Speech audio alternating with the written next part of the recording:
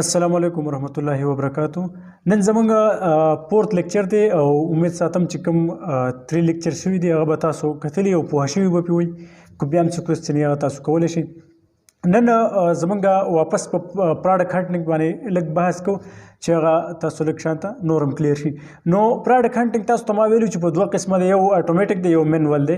اټومیټک مطلب دا دی چې موږ به په هغه کې ټولز استعمالوو، ایکسټینشنز به استعمالوو، مختلف سافټویر به استعمالوو او د هغې په مدد څخه به موږ یو پراډکټ چې کوم دی د هغې ټول هر څه چې کوم دي هغه به معلومو.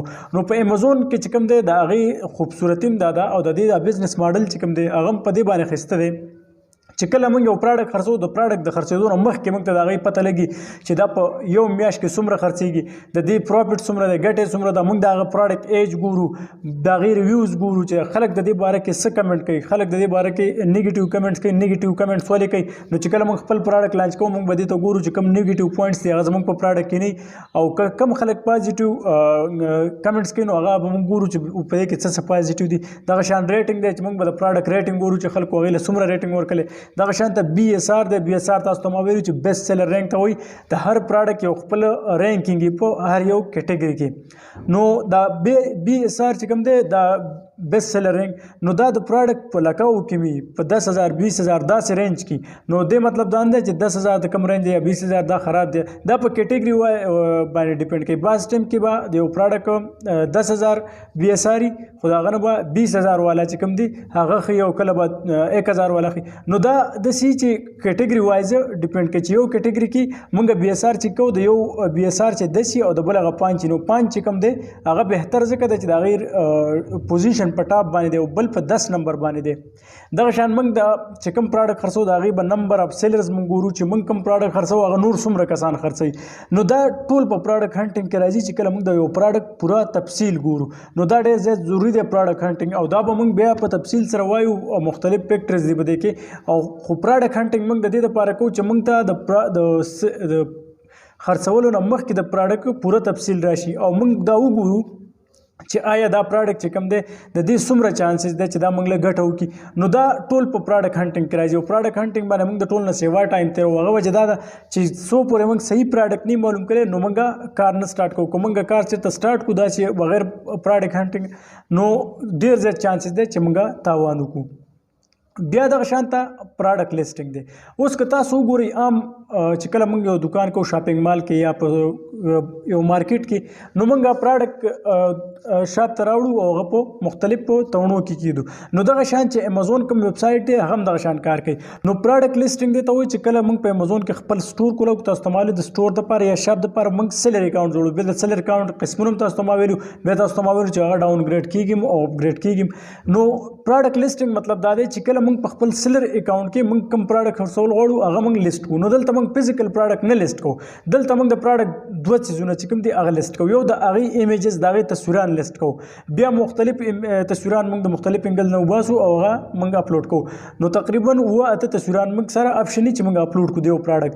نو چې کوم مین ایمیج دی چې کوم ډایرکټ خلکو ته ښکاري هغه به وایټ بیک ګراونډ او هغه به بالکل داسې ایمیج چې په هغه به تاسو کمپرومایز نه کوئ، په هغه به ډېره خواري کوئ چې بالکل صفایي چې بلر نه. نو څومره چې زموږ ایمیج او دا صفایي نو هغه موږ ډېر زیات چانس دی چې موږ پراډکټ په اسانۍ سره خرڅي.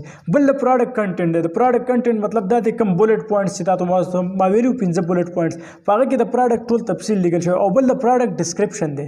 نو چې کله موږ امازون کې پراډکټ خرڅو خلک دا دوه چیزونه ګوري، یو د پراډکټ تصویر ګوري او بل د پراډکټ کنټینټ ګوري. نو موږ چې څومره پراډکټ کنټینټ ښه لیکلی او څومره ایمیج ښي نو ډېر زیات چانس دی چې زموږ پراډکټ خرڅي. او تاسو په پراډکټ لیسټینګ باندې پوه شوئ چې پراډکټ لیسټینګ څه ته وایي او پراډکټ لیسټینګ کې څه پکاري. نو ایمیجز او کنټینټ چې کوم دی دا بالکل زموږ برابري. کنټینټ مطلب چې کوم د پراډکټ تفصیلي او کوم د هغې ایمیجز دي، د هغې ډسکرپشن بولټ پوینټس چې دا موږ بالکل صحیح برابر لیکلي.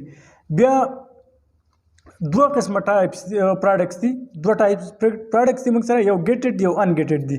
د ګیټډ پراډکټ مطلب دا دی چې بعض داسې پراډکټ یا برینډز یا زموږ سره داسې کیټګریز یا سب کیټګریز زموږ سره چې کله موږ په هغه کې څه پراډکټ خرڅو یا د هغې څه پراډکټ خرڅو نو امازون زموږ نه یو اپروول غواړي، یو ایکسټرا سرټیفیکیشن زموږ نه غواړي چې آیا ستاسو سره دا سرټیفیکیټ شته چې تاسو دا پراډکټ خرڅوئ. نو هغه به موږ پرووایډ کوو، د هغې نه پسې موږ خرڅولی شو.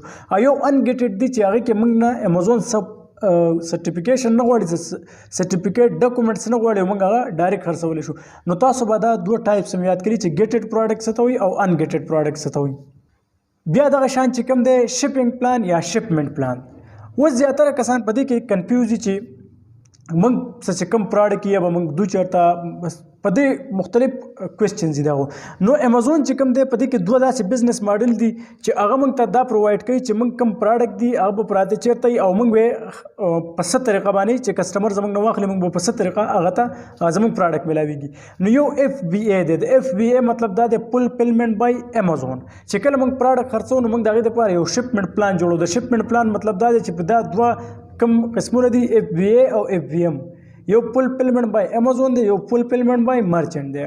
نو FBA چې کوم دی دا امیزون موږ ته وایي چې تاسو کوم پروډکټ دی هغه تاسو خرڅوئ هغه به زموږ په ویر هاوس کې ږدي. د ویر هاوس مطلب دا دی چې امیزون کوم ګودام وي په هغه کې موږ پروډکټ کیدو په FBA ماډل کې. بیا چې کله زموږ په پروډکټ باندې اډر راشي نو هغه پروډکټ چې کوم دی هغه امیزون پیک کوي چې کوم ځای کې پروت وي هغه ته معلوم وي. بیا د هغه پیکینګ کوي هغه ډایرکټ کسټمر ته پروډکټ نه ولګي، په هغه په خپل کارټن ډبي کې صحیح پیک کړي، په هغه باندې لیبل ولګوي او بیا د کسټمر چې کوم ایډرس وي په هغه باندې هغه شپ کړي. نو د FBA ماډل چې کوم دی د زموږ پروډکټ د امیزون په ویر هاوس کې پروت وي او ټول کار د هغوی. بیا که په پروډکټ کې څه مسله راشي یا کسټمر واپس پیسې غواړي یا هغه ته صحیح نه رسېدلی یا ورته پروډکټ نه میلاو شوی نو دا څومره کسټمر سپورټ چې دی دا هم د امیزون کار دی. دا زموږ کار نه دی. امیزون به ورسره کوي چې هغه پرابلم څنګه حل کوي. نور چې کوم پیکینګ دی پیک کول دي او شپ کول دي د کسټمر چې کوم ایډرس دی هغې ته، نو دا ټول د امیزون کاري. نو دې ته موږ FBA ماډل. نو د امیزون خپل ګودامي په هغې کې موږ د پروډکټس دو. بل چې کوم ماډل د نیکسټ هغه ته وایي FBM فولفلمنټ بای مرچنټ. د فولفلمنټ بای مرچنټ مطلب دا دی چې کوم پروډکټ یې هغه زموږ په آفیس یا زموږ په کور یا زموږ کوم ګودامونه هغه کې پراته وي او پروډکټ لیسټینګ موږ په امیزون باندې کوي.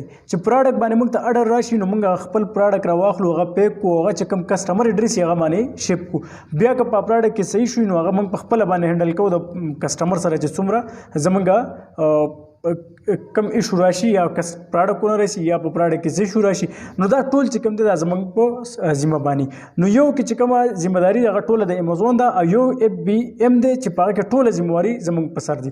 نو دا دوه بزنس ماډل دي. امید ساتم چې تاسو په دې باندې مکمل ځان پوه کړئ او تاسو ځان ته کلیر کړئ. نو امیزون موږ ته دوه بزنس ماډل راکړي چې کله موږ پروډکټ کسټمر ته رسو او پروډکټ به زموږ چېرته پروت وي. نو دې کې دوه بزنس ماډل شو. یو FBA شو په هغه کې ټوله ذمهداري د امیزون ده، یو FBM شو په هغه کې ټوله ذمهواري چې دا هغه د مرچنټ کم کس چې خرڅوي د سیلر ټوله ذمهواري ده.